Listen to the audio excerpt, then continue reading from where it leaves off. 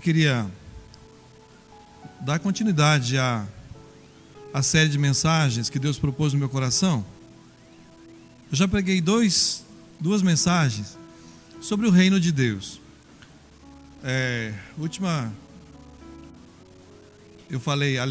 A primeira mensagem eu falei sobre que é impossível você ver o reino se você não entrar.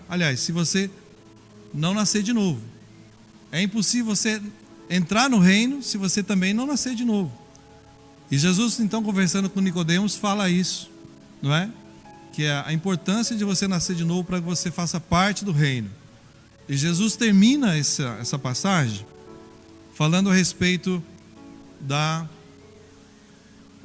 assim como a cobra foi levantada no deserto e as pessoas olhavam para ela e eram curadas, Jesus diz para ele assim, é importante também que eu também seja levantado no madeiro, para que todo aquele que creia no meu sacrifício também seja salvo. E ele explica isso. Então foi a primeira mensagem que eu preguei sobre o reino. E aí a segunda mensagem que eu preguei sobre o reino foi sobre misericórdia, um reino de misericórdia. E que a gente pode contar com a misericórdia do Senhor. Porque o reino de Deus é um reino de misericórdia. E as misericórdias, elas são nada mais, nada menos do que as nossas misérias. Alguém que tem misericórdia, ele olha e se compadece das fraquezas, das dificuldades que nós temos. E Deus faz assim conosco. Ele olha para nós e se compadece de nós. Porque se não fosse assim, nós éramos consumidos. Mas Deus se compadece de nós.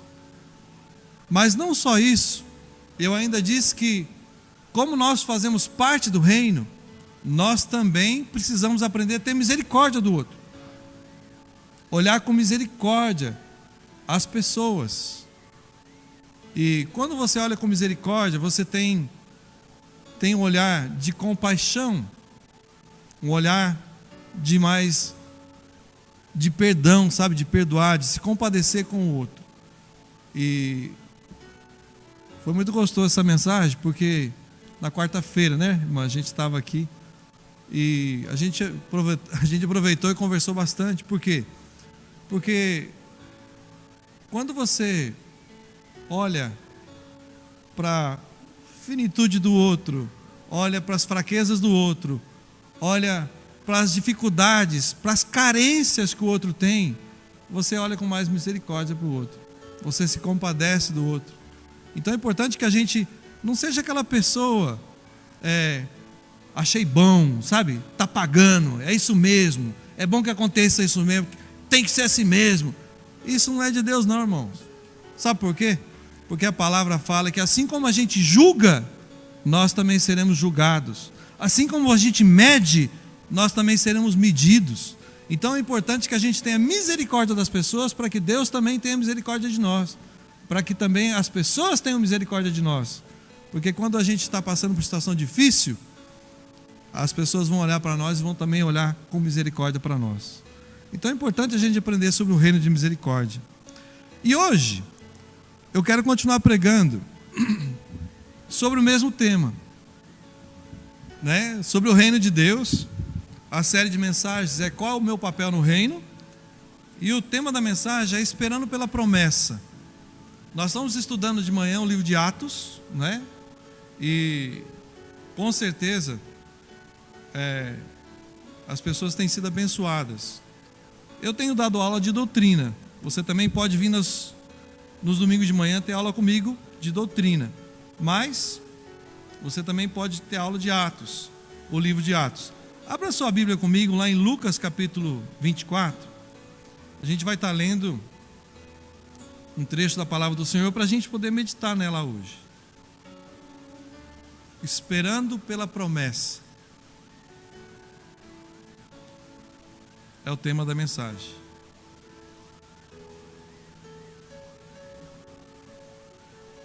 Lucas 24, a gente vai ler só um versículo, versículo 49.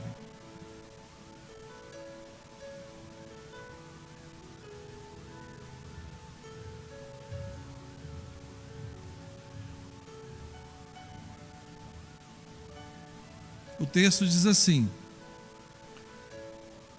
eu envio a vocês a promessa de meu Pai, mas fiquem na cidade até serem revestidos pelo poder do alto. Eu queria orar mais uma vez. Pedir para o irmão Elias estar orando por nós. Irmão Elias, quiser vir aqui usar o microfone, vamos acompanhar ali a oração.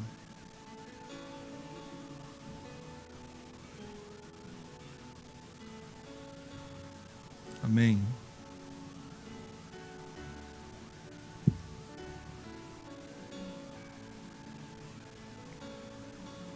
Amém, Jesus. Amém. Amém.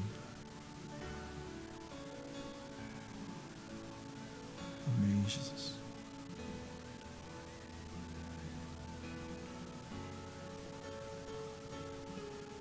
Amém. Amém. Se a gente for fazer uma enquete aqui hoje, por exemplo, enquete é quando você levanta a mão, né? A gente pergunta, você levanta a mão. Você está esperando por algo? Sim ou não? Você está esperando por alguém? Interessante isso, né? Está esperando por uma decisão? Todo, né? Interessante, parece que faz todo mundo junto assim, ó.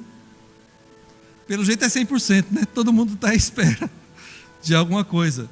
Acho tão interessante isso, porque no fundo, eu não sei se vocês são assim, mas eu não sou muito de esperar, não. Eu não gosto muito de esperar. E se depender de mim, eu vou e faço. Eu não espero muito. Não gosto de esperar, não sei porquê. Esses dias até a Chile marcou um médico para mim, de coração, para me fazer uma bateria de exame. Eu cheguei lá no horário que havia marcado. A moça falou assim, você tem que esperar umas 4, 5 pessoas que estão na tua frente aqui. Eu sentei na cadeira, fiquei lá um pouco, levantei e fui embora. Não estou precisando de médico não, vim embora. É check-up mesmo, e fui embora. Então assim, não é uma coisa fácil, não é? Mas infelizmente a vida é uma espera. Não sei se você já percebeu isso. A gente espera, não é? Mas a gente não gosta de esperar. Por exemplo, o próprio Davi, até quando eu vou esperar, Senhor? Você vê ele agoniado com certas situações. Salmo 13 mesmo, você vê, está lá na agonia, né? Abram lá, já que eu citei, né? O Salmo 13, ele vai falar assim: até quando, Senhor? Para sempre te esquecerá de mim? Até quando esconderá de mim o teu rosto? Até quando terei inquietações e tristeza no coração, dia após dia? Ele está agoniado e ele não gosta de esperar. Se você olhar para ele, pelo jeito, essa espera não é diferente, nem na minha vida, nem na sua vida. Alguém disse um dia que Deus não tem relógio, porém, Ele nunca se atrasa. Deus não tem relógio, mas Ele nunca se atrasa. Não é isso? É que o relógio de Deus também é diferente, porque a palavra de Deus fala que para Deus 1000 anos é como um dia, e um dia como 1000 anos. Então, o tempo para Ele é diferente, não é? Do nosso tempo. A gente então tem que esperar, faz parte da nossa vida a espera. Infelizmente a gente não gosta. Mas o que aconteceu aqui no texto? O que aconteceu no texto é que Jesus diz para os discípulos: esperem a promessa de Deus. Fiquem na cidade, esperem a promessa de Deus, até que vocês sejam revestidos do poder que vem do alto, não é? E aí então ele dá essa palavra para eles. A gente tem que entender um pouquinho essa questão. Por exemplo, Jesus morre na sexta-feira, e aí ele fica morto até o domingo de manhã. Domingo de manhã ele ressuscita. Quando ele ressuscita, então acontece a Páscoa naquele dia. Naquele dia se comemora a Páscoa. Quando ele ressuscita, ele fica 40 dias andando sobre a terra. 40 dias, ele aparece no lugar, aparece no outro, não é? E está sempre aparecendo, né? Se colocava no meio dos discípulos, ou seja, 40 dias ele ficou. Passou-se 40 dias. Quando ele sobe ao céu, ele dá essa palavra para os discípulos: fiquem em Jerusalém, até que vocês sejam revestidos do poder, até que a promessa atinja vocês. A promessa do Pai vai chegar para vocês. Aí então aconteceu o Pentecoste. Pentecoste é uma palavra grega, que quer dizer 50, é isso mesmo? Quer dizer 50 dias. Então quer dizer que eles esperaram 10 dias, porque quando foi o Pentecoste, eles receberam a promessa. O Espírito Santo veio na vida deles e o chão tremeu, né? E eles receberam a promessa do Senhor. Então, são 40 dias depois eles ficaram em Jerusalém, mais 10 dias e aconteceu. Eu queria ler com você Atos capítulo 1, verso 3. Atos capítulo 1, verso 3.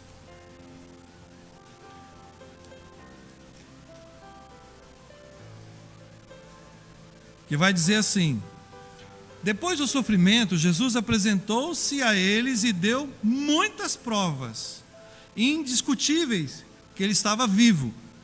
Apareceu por um período de 40 dias, falando-lhes acerca do reino de Deus. O reino de Deus. Então, é importante que Jesus, ou seja, Jesus ficou 40 dias, mais uma vez falando sobre o reino de Deus, para que eles compreendessem. E eu queria colocar algumas colocações aqui, só para vocês guardarem a questão do reino. O reino de Deus é um reino eterno, onde Deus é rei, Jesus é rei. E esse reino é diferente de qualquer outro reino. Por quê? Porque ele é um reino espiritual. Espiritual. E esse reino, vamos dizer assim, ele está dentro dos nossos corações, daqueles que receberam Jesus como Senhor e Salvador das suas vidas. Então o reino de Deus veio para mim. Muitas pessoas ainda não são salvas e não têm o reino de Deus ainda. Mas aqueles que tiveram aliança com o Senhor, que Jesus os salvou, esses são parte do reino de Deus. E o próprio Deus habita neles, né? E falam também sobre esse reino como o reino dos céus, que é o mesmo lugar, porque é o reino de Deus. Por isso o reino também é chamado reino dos céus. E o reino de Deus já começou a ser estabelecido. E ele começou quando Jesus veio e começou a pregar. E Jesus pregava o quê? É chegado o reino de Deus. Arrependa-se, se volte para Deus, para que você possa fazer parte do reino de Deus. Não é? Quando a gente não tem Deus, o que impera é a nossa vontade. O que manda é a nossa vontade carnal. Mas quando você tem o reino de Deus, quando você faz parte do reino de Deus, então o Deus é o teu Senhor.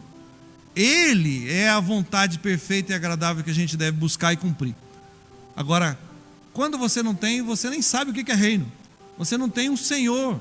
Você não tem a quem obedecer. Você não tem quem dirige você. Por isso, então, você não faz parte do reino. Mas se você tem Jesus como Senhor e Salvador da sua vida, o reino de Deus está no seu coração.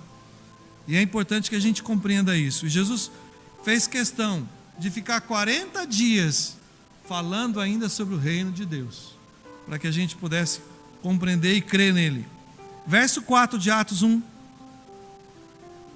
diz assim: certa ocasião, enquanto comia com eles, deu-lhes a ordem: não saiam de Jerusalém e esperem pela promessa do meu Pai, da qual lhes falei. E aí então aconteceu o Pentecoste, como eu havia dito, e eles esperaram 10 dias para que isso acontecesse. Uma coisa para a gente se guardar é que o reino de Deus, ele não é só palavras. O reino de Deus é poder. Por isso eles estavam esperando o poder, serem revestidos do poder de Deus. poder de Deus. É um exemplo simples, irmãos, que eu quero dar. Quando uma pessoa vai a Deus, ou quando a gente convida alguém para vir a Deus, ele diz assim, já aconteceu comigo, fala assim, olha, eu vou esperar para ser uma pessoa melhor, para depois eu ir para a igreja. Já ouviu essa história?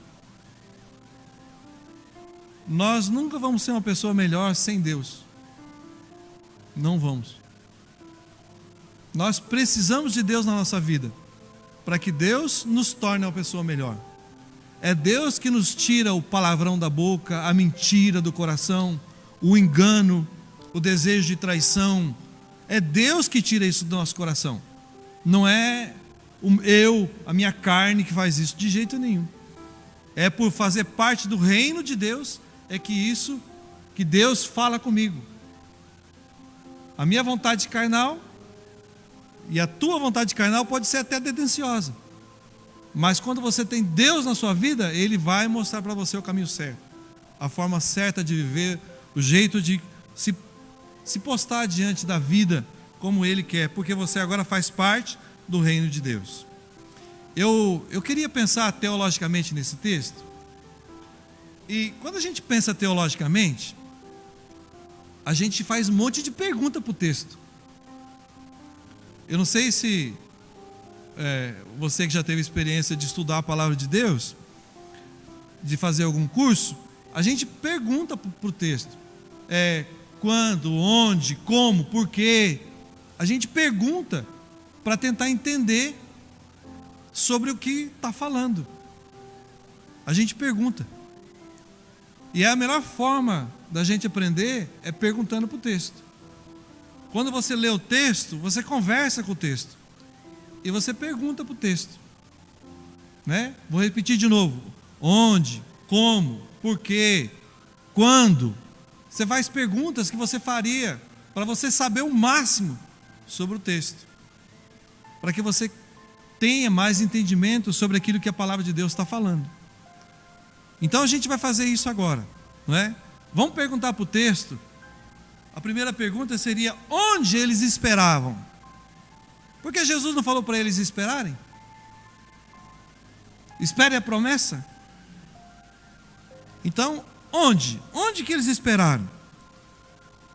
Se a gente ver o texto, a gente vai ver que eles foram obedientes, não é? E a obediência é um princípio bíblico para aquele que crê.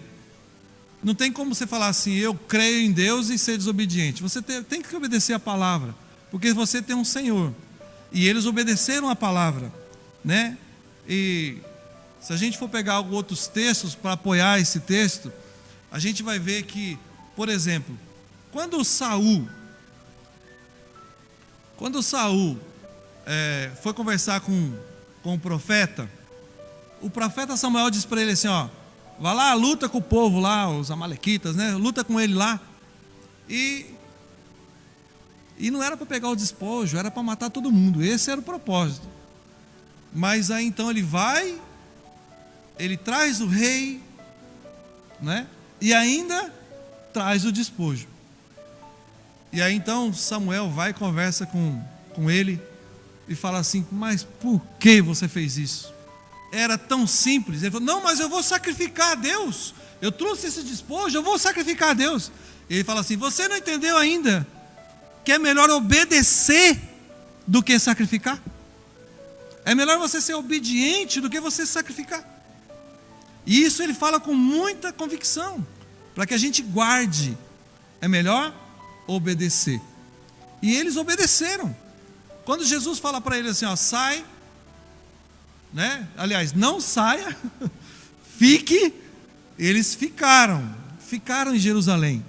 E eles ficaram em Jerusalém até que se cumprisse. Vamos ler um texto que fala sobre isso? A gente está lá em Lucas 24. A gente vai ler um pouquinho para frente, a partir do versos 52 e 53, que são os últimos versos do livro de Lucas. Então eles o adoraram e voltaram para Jerusalém com grande alegria e permaneciam constantemente no templo e louvando a Deus. Quer ver um outro texto? Voltem lá em Atos. Atos capítulo 1, verso 12 e verso 13.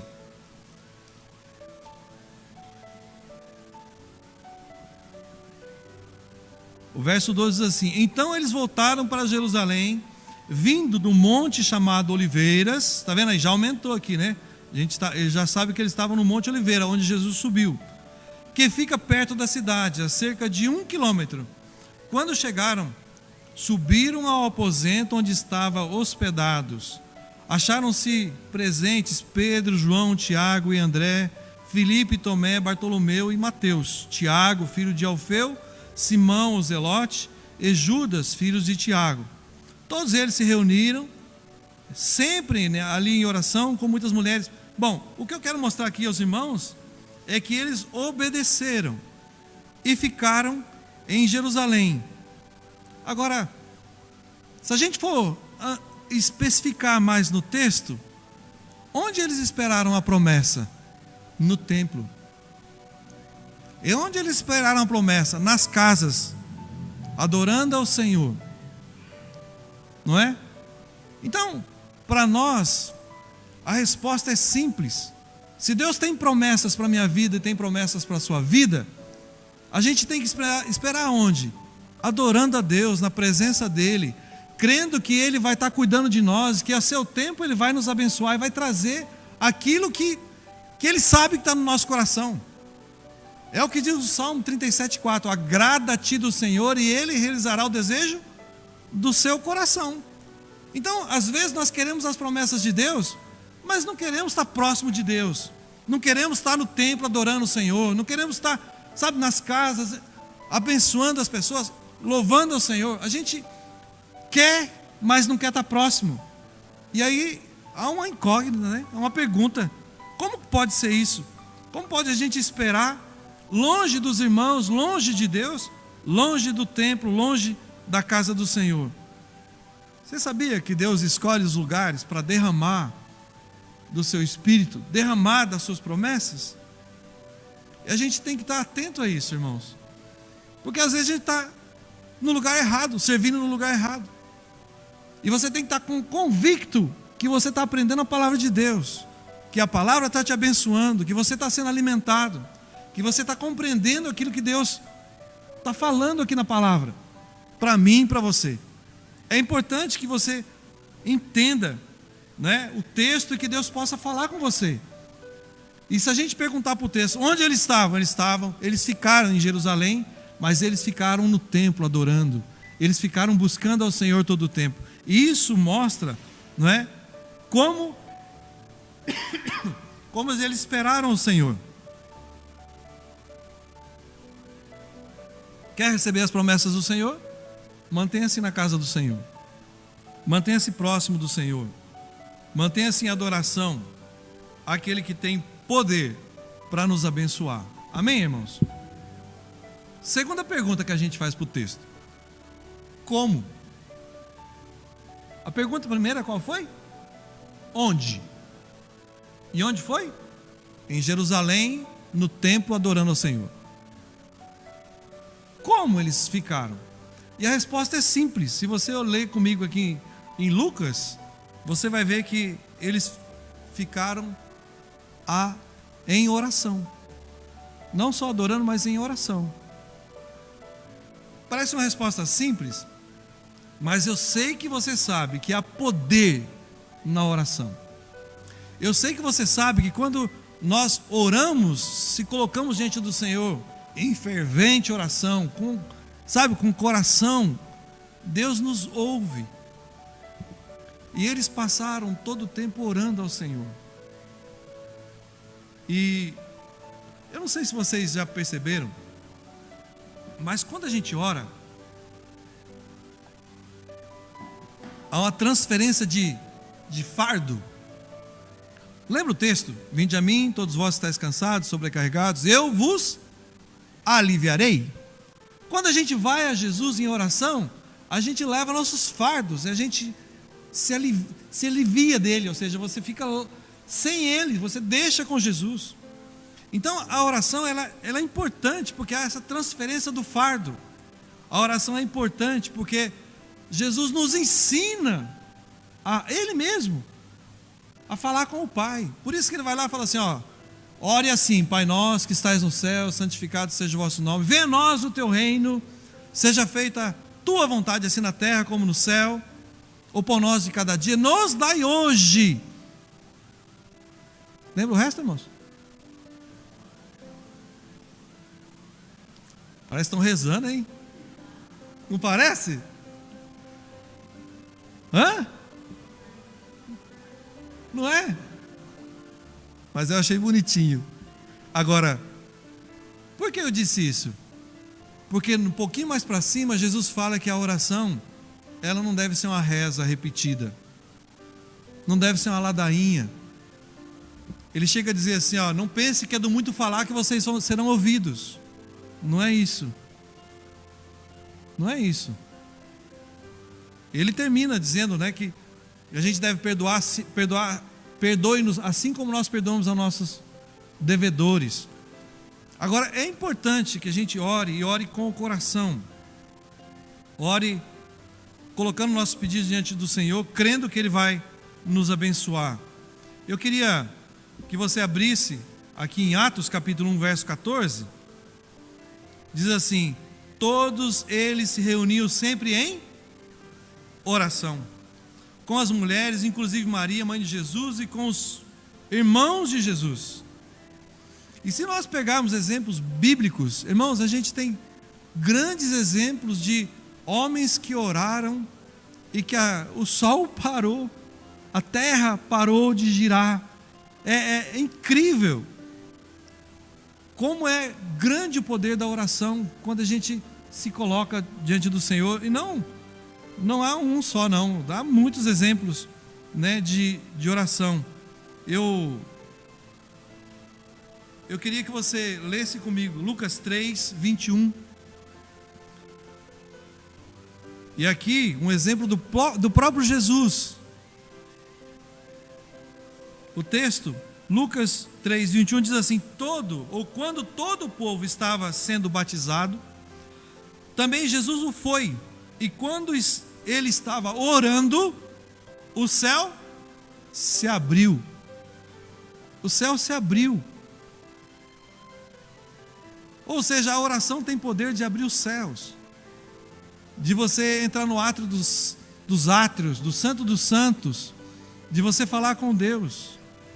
É o que aconteceu com o véu, foi rasgado de cima a baixo, para que a gente entendesse que através da oração, em nome de Jesus, você pode falar com Deus pessoalmente.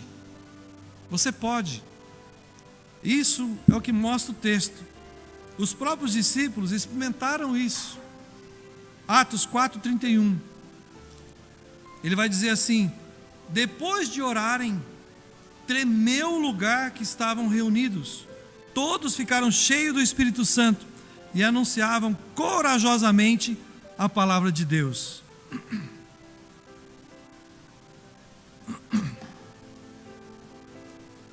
Eu não sei se você já experimentou isso aqui, mas eu já experimentei isso aqui, irmãos. Eu não sei, como bom batista, não sei nem se a gente pode contar essas coisas, porque o sobrenatural, ele é algo real na vida do que crê em Deus. Estava eu e a Shirley, nós estávamos orando. Ela do lado de lá da cama e eu do lado de cá, nós dois ajoelhados. E os dois dando a mão assim em cima da cama. Enquanto eu orava, eu experimentei isso aqui, irmãos. Eu parei de orar e falei para a Shirley, você está sentindo o que eu estou sentindo? Eu fiz assim, a terra tremeu. Eu subi e desci. Você tem que ter uma experiência assim com Deus, porque é poder quando você se coloca na presença do Senhor. Esse é o mesmo Deus, ontem, hoje, amanhã, não mudou. Nosso Deus continua o mesmo.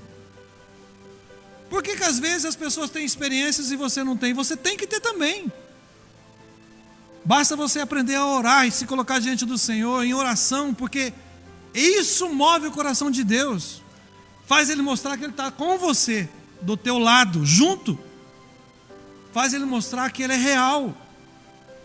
Que não é algo que só palavras, mas é poder, como diz o apóstolo Paulo. Nós precisamos experimentar o poder de Deus nas nossas vidas. Porque isso é maravilhoso, irmãos. É maravilhoso você ter experiências com Deus assim. Eu queria ler com você, só para você guardar. Nós estamos estudando o livro de Atos. Olha só o que eu peguei.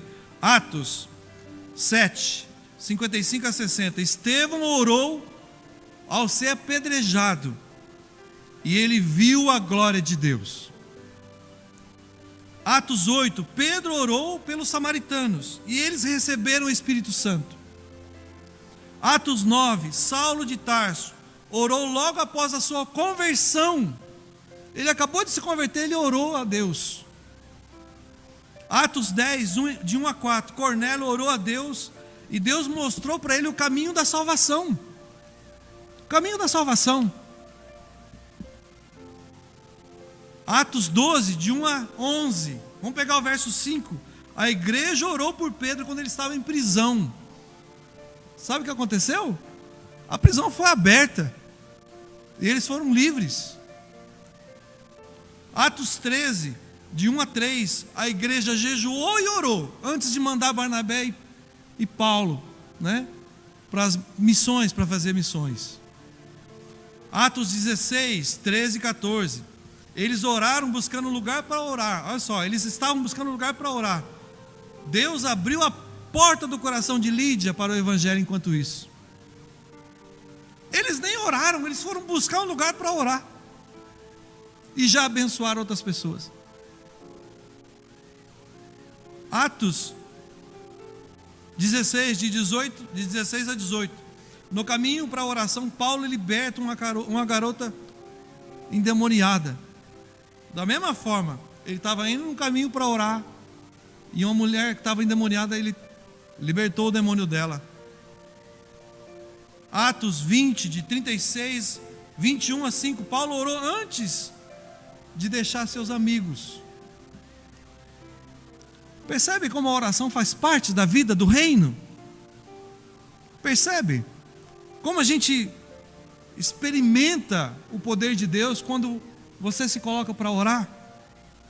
Atos 27, 35. Durante uma tempestade, Paulo ora e abençoa o alimento. Abençoa o alimento. No meio daquela situação toda, ele chegou a dizer: ninguém vai morrer aqui não. Ninguém vai morrer. E 28, Atos 28, 8. Paulo orou e curou o pai de Públio. Públio era o principal da ilha. Ele orou e o homem foi curado. Quantas vezes nós oramos e as pessoas são curadas? Por que muitas vezes nós não apoderamos do poder de Deus em oração, sabe? Para poder abençoar as pessoas. Será que a nossa fé é fraca? Eu penso que não, irmãos. Eu penso que falta é se dedicar a isso. A crer no poder do Senhor. A crer que Deus é poderoso para fazer. E Ele fará. Não tenha a palavra dele? Espera pela promessa. Como a gente espera pela promessa, irmão?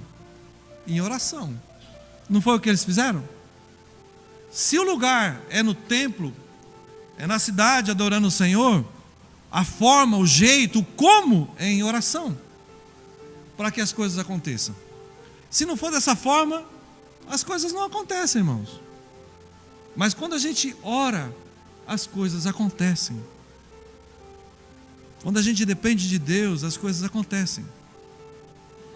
Vou contar uma coisa para vocês que eu lembrei aqui agora. Teve uma época, eu era adolescente, um pouquinho mais que adolescente, né? Talvez um jovenzinho. Eu saí de casa, eu tinha 15 anos para montar uma firma, você acredita? Fui para Londrina. De Londrina não deu certo, eu acabei indo para São Paulo. E lá eu tinha uns 16, 18 anos. E no lugar que eu estava, ficava bem de frente a Jesse Lever. Quem conhece lá sabe. E eu morei numa pensão. E na pensão dormiam umas 10 pessoas.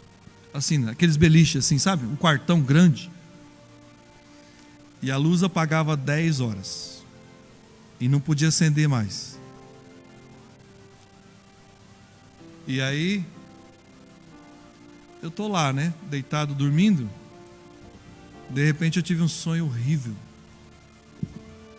Horrível. Eu não sei nem se eu devo contar, talvez vai impressionar vocês. Eu sonhei que eu estava no cemitério, eu estava pisando em cadáveres. Meu pé afundava dentro dos cadáveres. Pensa num sonho assim, terrível. Eu acordei e não podia acender a luz, irmãos, porque já era mais de 10 horas. Eu não sabia nem o lado da porta. Eu saí caçando a porta com medo. Literalmente com medo. E fui pro banheiro. Achei a porta, entrei no banheiro, acendi a luz e fiquei lá. Meu coração tá. Falei, Senhor, o que está acontecendo comigo? O que é isso? E naquela hora eu falei assim, quer saber de uma coisa? Eu vou voltar para casa do meu pai. Aí no outro dia eu liguei pro meu pai. Meu pai falou assim, eu sabia que você ia vir, porque ontem eu orei a Deus para você voltar.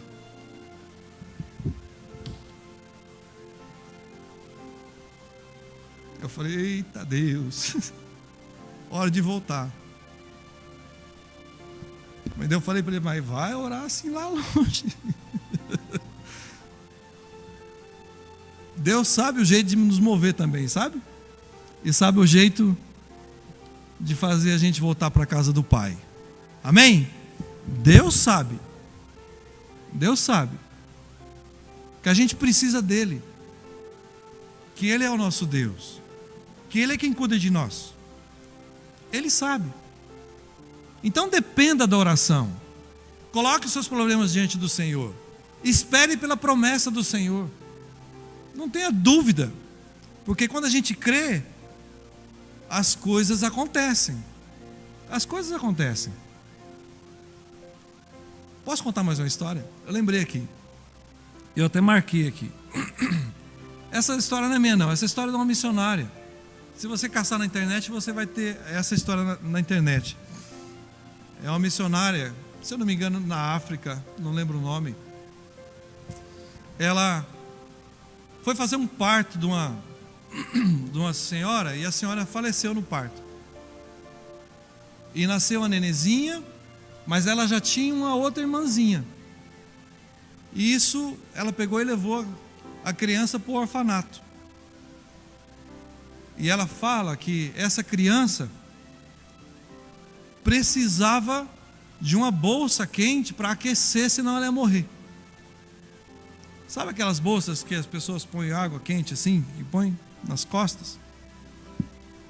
E ela falou assim, vamos orar para que Deus possa mandar uma bolsa.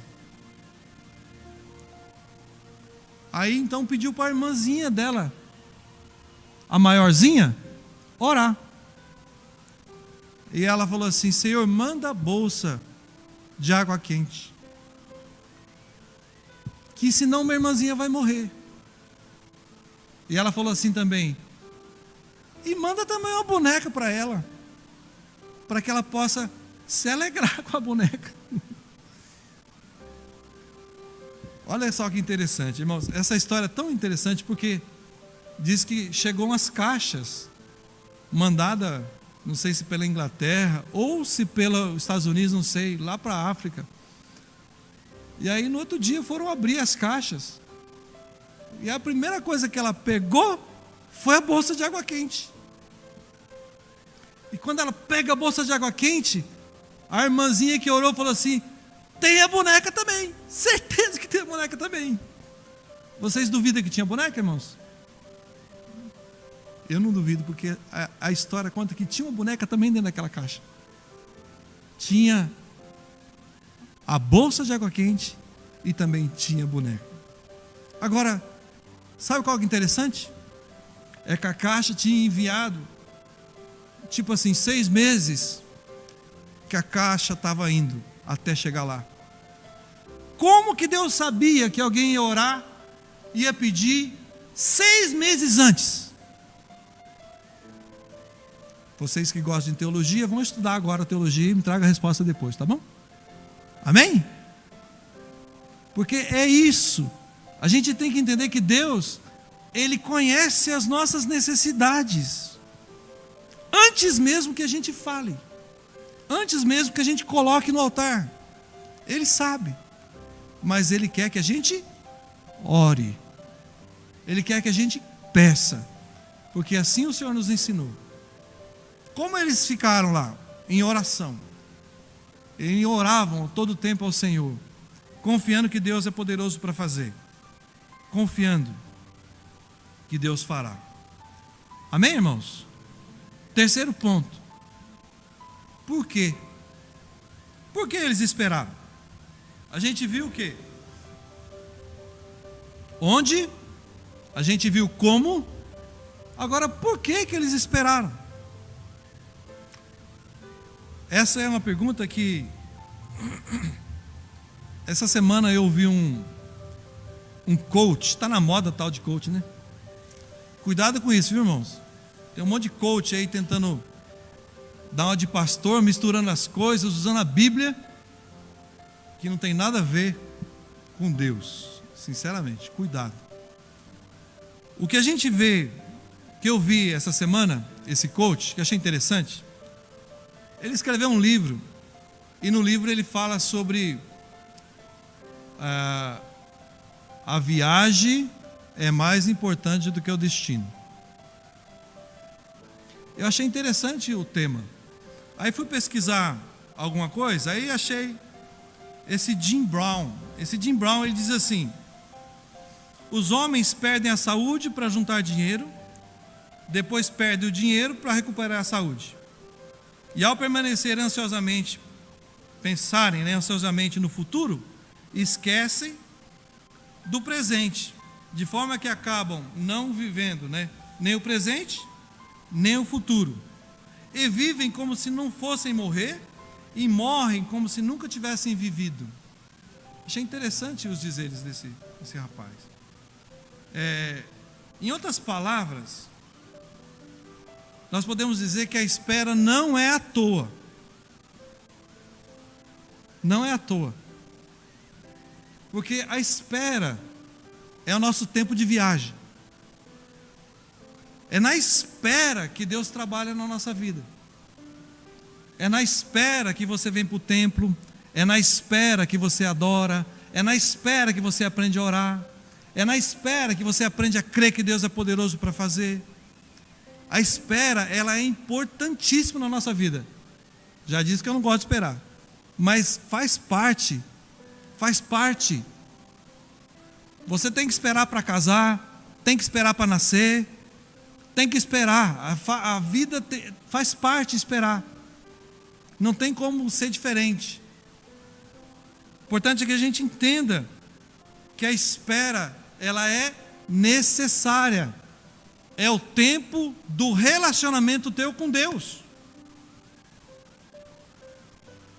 Por exemplo, se a gente for falar de fé, Deus chega para Abraão e fala assim: você será pai de uma grande nação.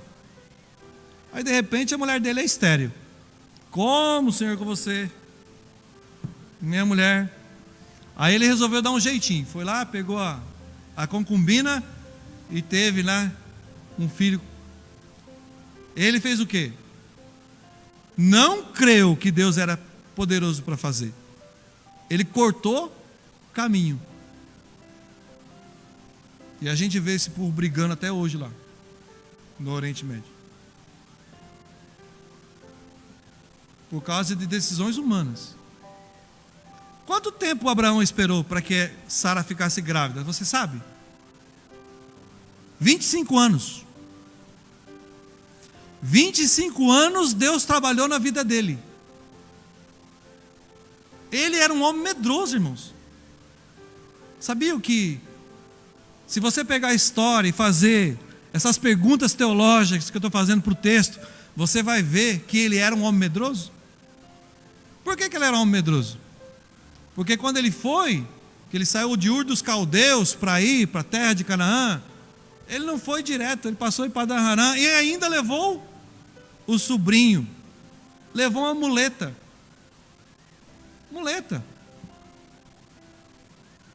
É gente que não tem coragem, não crê que Deus é poderoso para cuidar, precisa de alguém.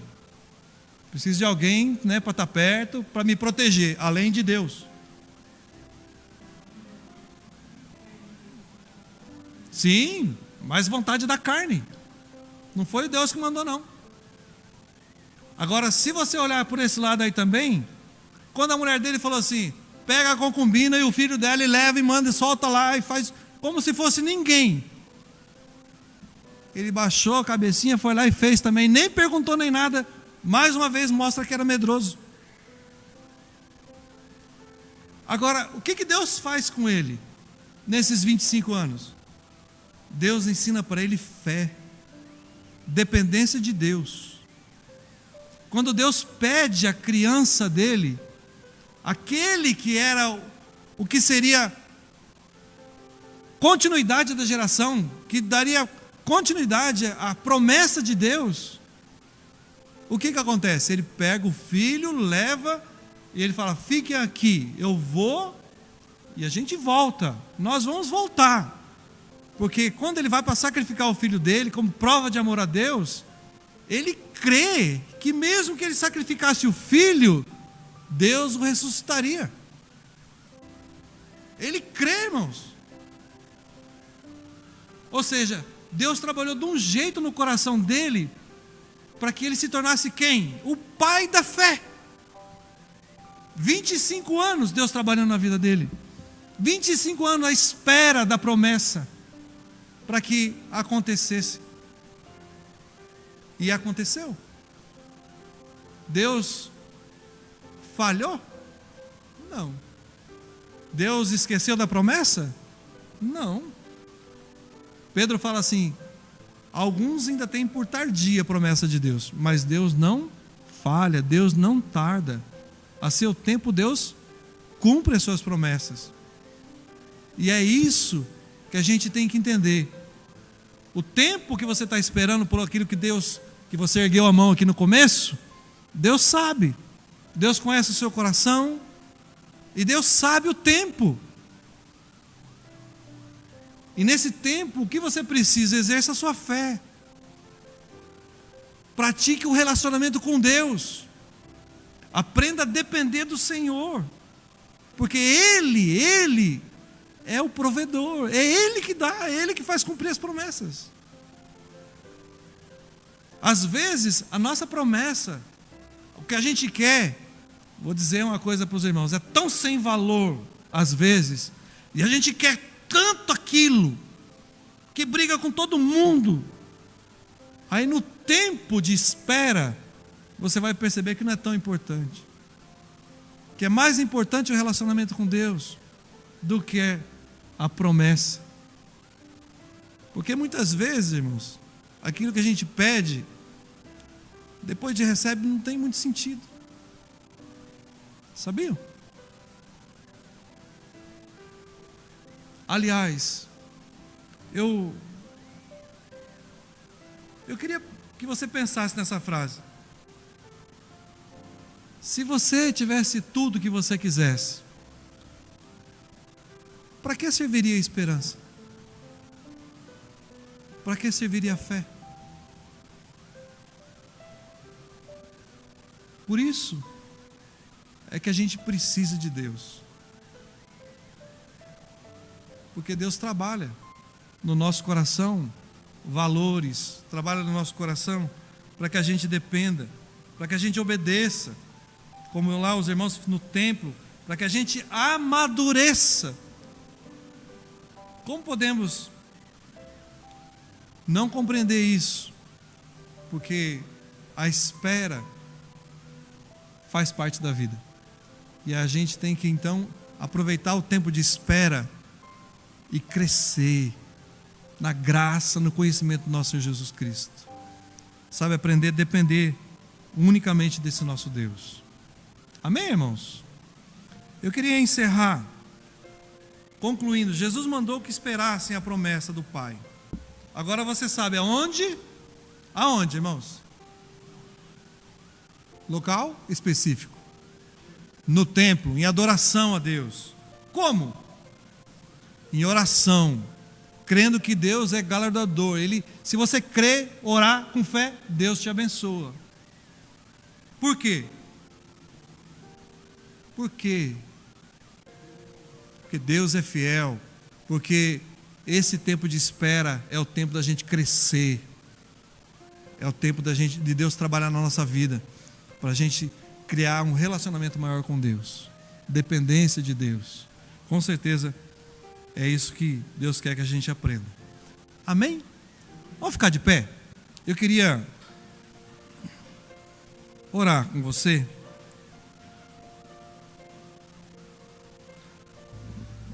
Você que no começo falou que está à espera de algo de Deus. Não dá para a gente chamar aqui na frente, mas você pode colocar sua mão no coração aí e se dizer: Senhor, eu sou essa pessoa. Coloque sua mão no coração, eu quero orar por você. Pai, nós queremos nesse momento, Senhor Deus, crendo, Senhor Deus, na Tua promessa, crendo, Senhor Deus, na Tua palavra, crendo na Tua fidelidade, no Teu poder, Senhor, crendo que o Senhor pode todas as coisas, que o Senhor tem mais, muito mais do que a gente almeja. E nesse momento, Senhor Deus, nós queremos suplicar, Pai, para que o Senhor derrame, Senhor Deus, a alegria, restaure a paz, restaure e refrigera os corações, traga, Senhor Deus, um renovo, Pai, no nome de Jesus, traga esperança, traga, Senhor Deus, dos altos céus, a fé necessária a cada coração. Nós sabemos, Senhor Deus, que o Senhor tem trabalhado nas nossas vidas, daqueles que esperam pelo Senhor. Pai, no nome de Jesus, nós suplicamos, primeiro a sua misericórdia, o seu perdão, as muitas falhas, há muitas vezes, Senhor Deus, que nós duvidamos do teu poder. Por isso, Senhor Deus, tenha misericórdia de nós. Queremos, Senhor Deus, em oração, na tua casa, em adoração ao Senhor, Pai, suplicar, Senhor Deus, derrama do teu poder sobre nossas vidas. Derrama, Senhor Deus, fazendo com que aquela causa perdida seja, ó Deus, restaurada, feita, julgada. Pai, no nome de Jesus nós clamamos, Pai Celeste, clamamos por aqueles que esperam no Senhor. Derrama da tua bondade e misericórdia sobre a vida deles, Senhor Deus. Traga a pessoa, traga, Senhor Deus, os desejos do coração. Nós suplicamos a sua bênção, Pai. Sobretudo, Senhor Deus, nós clamamos pelo seu reino. Clamamos, Senhor Deus, por aqueles que ainda não tiveram essa experiência com o Senhor. Que hoje possa ser dia de salvação em nome de Jesus. A tua palavra diz: se hoje escutar a voz do Espírito Santo, não endureça o seu coração, porque hoje pode ser o dia da tua salvação. Então, Pai, no nome de Jesus, abençoe, derramando sobre o Espírito, derramando teu Espírito sobre essas vidas também, Senhor Deus, selando para que se tornem novas criaturas. Tu és um Deus fiel, Pai, que tem nos abençoado, tem nos dado, Senhor Deus, alegria, Senhor Deus, de termos experiência com o Senhor. Por isso, Senhor Deus, abençoe o teu povo aqui nesta hora, esse povo maravilhoso, que o Senhor possa cuidar de cada detalhe, cuide do coração, cuide da saúde, cuide do emocional, cuide do espiritual, cuide da área material, Pai, que não falte trabalho. Nós clamamos, Pai Celeste, abençoe os sonhos do teu povo, os desejos, as promessas que o Senhor tem para cada um. É a nossa oração, não porque merecemos, mas porque cremos no teu amor, na tua bondade sobre as nossas vidas, Pai. Abençoe o teu povo, é a minha oração, no nome santo, poderoso de Jesus. E que a graça do nosso Senhor Jesus Cristo, o amor de Deus Pai Todo-Poderoso, a comunhão e as consolações do Espírito Santo, seja sobre o teu povo aqui reunido, e sobre o teu povo reunido por toda a face da terra. E toda a igreja diz: amém, amém. Podeis sentar, irmãos, irmãs, uma oração silenciosa, estamos despedidos.